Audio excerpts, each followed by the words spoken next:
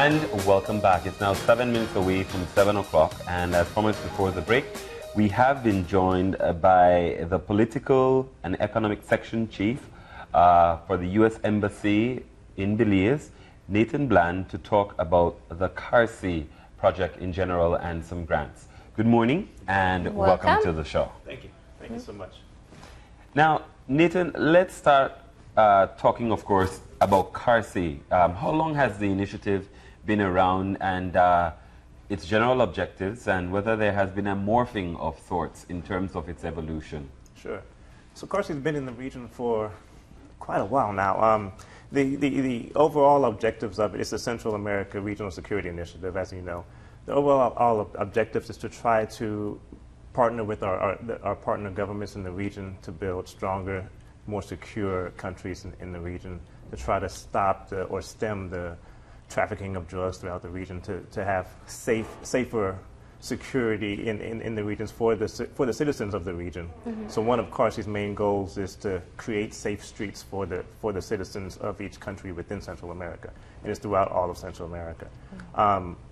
One of the ways it's changing is that, well, let me tell you that some of the things that we do regionally is we focus mostly with the police. Mm-hmm. You know, we do police training, we provide equipment. We focus on the judicial sector, where we try to help reform laws or reform the way the judicial sector functions. We focus on customs and borders. We try to make the countries more secure in their borders. We focus on prison management, prison improvement, all of these different areas to try to attack crime. Mm-hmm. You know, try to cut the root causes of crime. Now, so those are more of the harder sides of Carsi, you know, providing that training, trying to stop criminals. Mm-hmm. But then how it's changing, you mentioned how it's morphing. How it's changing is that we're also now trying to focus more on the underlying factors that cause crime, right? So we're trying to target the root causes of crime, like starting with the youth, with at-risk youth, and we're noticing that unemployment and lack of economic opportunity, educational opportunity, those are factors that lead to youth going into lives of crime or joining gangs, or, you know, getting involved in things that they shouldn't be doing, like being idle and such. So the new grants that we're using now, these Carsi Economic Support Fund grants, are trying to target those at-risk youth, you know, youth that may be more likely to join gangs, or youth that come from communities that have high rates of crime, high rates of poverty, low rates of graduation. So we're targeting those youth by having programs like this, and this one is called Job Creation and Alternative Activities for Youth. Mm-hmm. And it's targeting those youth that I mentioned. Now, what would you say, because the Carsi has been able to provide funding for several different programs, especially here in Belize. We talk about it quite a lot. Now, what would you say are some of the more successful or programs, or those that stand out the most, whether from Belize locally or the rest of the region as well? Okay. Yeah, so here in Belize, we're doing all that I said that we're doing in the region, right? So we're focusing on the police as well. We provide loads of training to the police. One of the success stories, I think, comes from the model of community policing. That's going very well. I believe here in Belize City, crime has been reduced quite a bit through community policing and precinct policing, both models that came from the training and the advice given by the U.S. There's also something that we have here called GREAT training, which is gang resistance education awareness training. That's been going well here. And this was a story that we didn't anticipate, but we were focusing on the future of the children, because this is focused on children as well. We're focused on crime rates going down in the future, but we found out recently that altercations and behavior of these children now are improving in school. So that's a good consequence, but an unintended consequence of the great training as well. We brought in a criminal justice advisor over the past year. Her name was Sarah Fernley from the UK, a Crown prosecutor who's been working well with your own Chief Justice, Kenneth Benjamin. And they recently announced the revisions of the criminal justice procedures here in Belize. So that's been another success story. You know, and there's many more from the equipment that we've given to we have mobile interdiction teams out there now, go around the porous borders of Belize, because in between each checkpoint, even the actual borders at the airport, when you first come in, all of those immigration booths that you see and the equipment that they use and all the training that was given to your customs and border officials, that was part of Carsi as well. Now, when you look at a regional initiative, especially when each country seems to be embattled with the challenges of drug trafficking and just providing security, how do you get synergy, and what has the Carsi managed in terms of getting a more greater synergy within all the countries in the region? Well, so as I started off, it's truly a partnership, right? It's a partnership. It's not the United States coming in and doing these things for countries. You need the government buy-in. You need the government will to do these things. So we've been working well with your Ministry of National Security and other bureaus within your government to, and your government has been a willing partner, a strong partner in accepting the assistance we give and going forward and making their own changes themselves. That's one thing, but then throughout the whole region, we're also as I said, this is a Central America Regional Security Initiative, so we're also trying to work with each embassy to make sure that the things that we do in one country are not going to have the balloon effect, as we would call it, like to push problems out of, say, Guatemala or Mexico and push it onto Belize. We're trying to make it balanced and make Belize as strong security-wise as the rest of the region. So let's talk about the current grants that are available. And this is, of course, as you mentioned before, focusing specifically on the underlying factors. You mentioned a couple of them, at-risk youths and unemployment. What are some other areas that you think people can really tap into to be able to access the grants? Sure. So the grant, that opportunity is actually, they have three objectives that we're looking at this year. The first one is the job creation aspect, where we're really focused on that strongly, because we believe that opportunities for employment, for making economic advancement in your communities, those are important for youth to choose different paths instead of going into a life of crime. That's the first objective. The second objective is for alternative activities, activities to boost the leadership abilities of youth, to boost their confidence in themselves, to allow them to know that they can do well in society, to be strong contributors to their own society. So these are activities like after-school activities, to allow them to stay in school, educational activities, to give them the confidence to keep moving, just to keep them from being too idle and falling into the wrong crowds or the wrong hands. The third one, which is slightly different than the other ones, are educational. So we're looking at if somebody has a proposal that can improve the educational curriculum of a targeted area, like we're not looking for nationwide educational improvements, but we're looking at targeted local areas that can be measured, because everything that we do has to be measured, and they have to have goals. And we also are looking at things that maybe the government may want to pick up on. So all of our grants usually have to have some kind of an element where it has a multiplier effect or a continuation effect, a way that the grant will still be effective after this money is dispersed and done.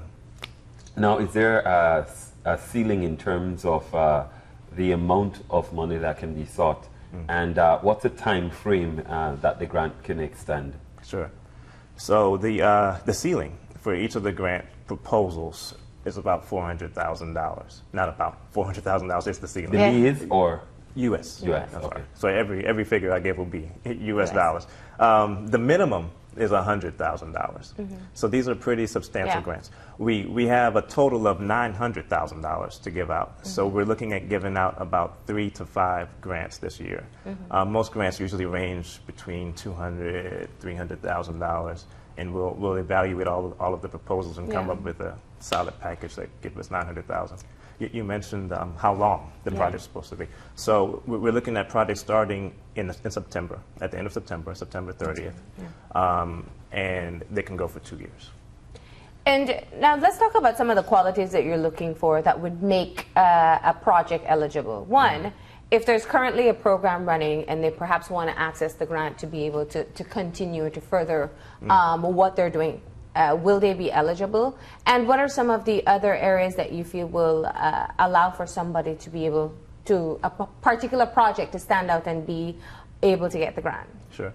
So as far as if there is a project running, and if you can apply for those grants, yes, you can. And in fact, that's helpful. If you've already shown the capacity to do the project, then that shows that your organization is capable of carrying it on. So you're more than welcome to apply for a grant in those situations. As far as what we're looking for, so we're looking for creativity. We're looking for good, solid proposals. We're looking for the quality of the overall proposal idea. We're looking for organizations that have a track record of managing grants and substantial amounts of money, because like I said, these are substantial amounts of money. We're looking at when they put together their grant proposal, which is not an easy thing. These budget proposals are not easy, but they need to have clear objectives, how they're going to reach the goals, how they're going to monitor and evaluate the project itself, to show us that they're going to make good use of the money and be able to be accountable for it. Those types of things are the things that we're looking for in those projects. And innovation primarily, so it's not limited to, even though it has the 3 tenets that you're looking at, it's not restricted to just one in particular. It can encompass all 3. It can indeed. And on the creative side, as I was mentioning, well, first let me make it make this point that people should go to grants.gov. Yeah, for all the information. Yeah, grants.gov is the place where we have our entire, it's called a NOFO, the Notice of Funding Opportunity. The entire NOFO is there on grants.gov.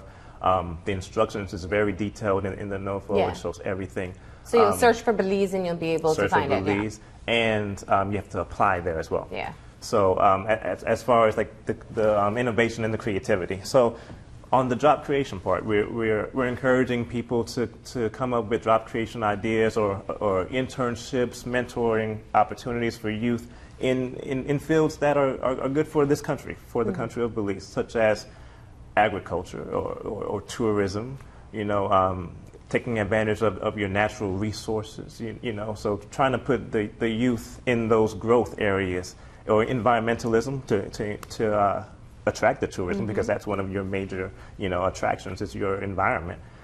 So using that kind of creativity in those ways. Also, we're encouraging a lot of female opportunities. So any kind of entrepreneurship opportunities for females, because or job opportunities, job trainings for females, because here in Belize, your female unemployment rate outstrips by about 3 to 1 your male unemployment rate, and that's another thing that your First Lady is focused on as well. So that kind of overlaps quite nicely. So you're focusing on some of the identified areas of weaknesses. Yes, yes, indeed. And skill training primarily. So you want something tangible to come out of it. Right. Yeah. Yeah. This is outcome driven. So I know your Ministry of Trade is focused on demand driven job training, right? Yeah. So that's something that we're focused on. So we want tangible results. We want every grant proposal has to have in it what they expect to happen, the expected outputs, the expected outcomes. So like the number of youth who will be trained in a job, the number of at-risk youth who were placed into positions, who are now working, the number of youth who have shown increased educational improvement in their job performance at school, which is that, you remember I told you objective number 3. That one is kind of it's kind of open. It's gonna take a lot of creativity to come up with that. But to do things like maybe train students for this exam that they're taking today, the PSC, yeah. So to be able to have them better able to be confident in those exam taking environments, and to continue to go to high school and to know that they can do well in high school. Now, very often when you talk about skills training, people look at very short-term training programs. This does offer the opportunity for an extended kind of training, since it's a 2-year proposal in terms of the maximum. But in that case, it doesn't necessarily the components that you're looking at, do they extend beyond the training that you provide to actually, let's say, job placement or successful, Sure.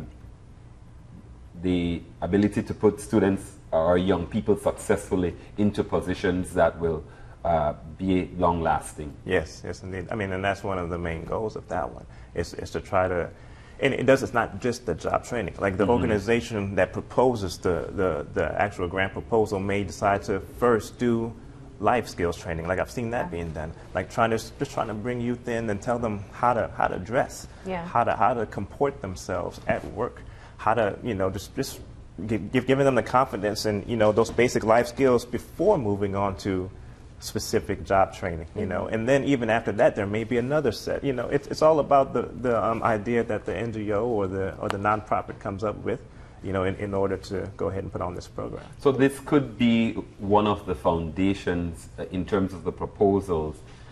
Could actually be a foundation for something that will be continued down the road. That's the aim. We don't want the projects or the momentum to stop with the grant. We want this to be sort of like seed money, I suppose. So there's a lot of seed money, but it's sort of like seed money to keep things going. It has to have some kind of a multiplier effect or continuation effect. Yeah, it is substantial funding, so I know several NGOs perhaps who are hearing this morning are thinking, because there's several programs ongoing when it comes to at-risk young people that can definitely benefit from expanding their programs, including something new, and trying to be able to access the grants. What's the deadline for it? So the deadline is important. The deadline is May 8th. Okay. That's a drop-dead deadline. That all the applications have to be in. We have not a Belize time. What do you mean? Not based on Belize time. Oh no. May 8th. Yeah. So Belize time, May 8th. I was a little bit worried when you didn't know Belize time yet. And we have a period where people can ask questions and answers. And that ends April 10th. This grant opportunity was just posted last week, so I'm glad I was able to come out now early enough to get people moving. And like I said, these are not easy. So they have time. They have 7 weeks to put together good, solid proposals. Yeah. So during that period where you can ask questions, do you get feedback, and is the objective to really tweak an idea to make it fundable? The objective is to answer questions on technical aspects of the process, and as far as what we're looking for, and any questions. But what happens with the questions is we do give answers, we do get feedback, and then we take all the questions and we post them online on grants.gov as well. So nobody has an advantage over somebody. Everything has to be fully transparent. So we want everybody to have the same access to all of the answers. All right. And one more thing, I'm sorry. We want to have our own, we're going to have our own question and answer session at the embassy at some point, hopefully within the next 2 weeks or so. We don't have a set date. Okay. But we will have a question and answer session where people can come in who are interested and ask whatever questions they may have. We can go through the whole process with them just to give people all a good, solid, level playing field. All right. Well, Nathan, we want to definitely thank you for joining us this morning, and we encourage people, of course, to apply. So just in terms of the website, where they can do so. It's grants.gov, G-O-V. Also, the announcement is posted on our website, on the U.S. Embassy's website, and it should be, it's posted on our Facebook page as well. And in the announcements about when we have the Q&A period, it also It'll go be on those there. sites. Yeah, I was just going to say your embassy has a very active Facebook page, so we know people can go there to be able to find out more as well, right, and get the links that they need. Like us. Yeah, like you, us. and then Follow us. you have to do that part first, right? All right, well, thank you for joining us. Thank you for having me. We're going to go ahead and take a break, and when we come back, we're actually going to revisit a feature that I'd done a while back, focusing on World Meteorological Day. Thank you.